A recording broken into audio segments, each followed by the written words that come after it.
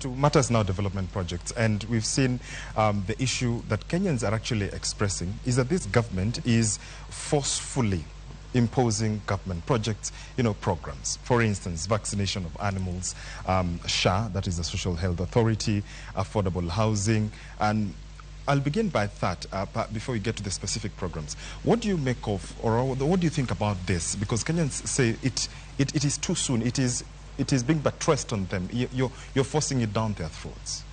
That is not true. Maybe it's a misunderstanding, because has anybody been arrested for not doing anything?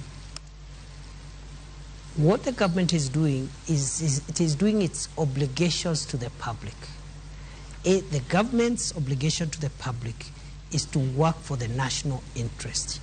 The national interest in this matter includes, for example, universal health coverage, making sure as many Kenyans as possible have medical cover, because many homes have been rendered poor. Even people who had something, they have sold everything to pay for medical bills, especially when it is chronic and critical illnesses. Okay. Many poor people live by chance. They take herbs, they go for, some look for witch doctors, they cannot access medical care. So we are saying, what government is saying is that it is in our interest as a country that every Kenya has an insurance, a medical insurance. It is not taking people to court for not having a medical insurance. Those are two different things. Okay, fine. The same with vaccination.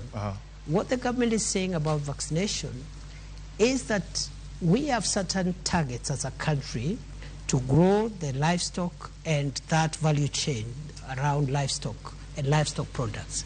For us to reach those targets, we need to access European market, the Middle East market, and even the regional market under the African Free Trade Area, and then also under economic EPAS, the partnership between Kenya and the European Union, which we signed last year. In many of these markets, our products are being denied access, and one of the requirements is sanitary and phytosanitary standards. That is to say, health-related standards. One of the requirements for us, for example, to meet our export demand is that your herd must be vaccinated. And what we are rolling out is a vaccination program which has always been there for 40 years, but because there has been no campaign, high-level government campaign, we've been vaccinating about 10% of livestock. So many of our livestock are rejected when we take them out either as live animals or beef because of the vaccination question. So it is purely a disease control issue. The vaccine is developed by Kevevapi in Kabete by Kenyan scientists. It has always been used. It is only that we are doing a campaign to make sure, other than vaccinating only 10% of livestock, we can have 80, 90, 100% vaccination for purposes of getting market access, exporting livestock and livestock products even to other countries. DP, it's good that you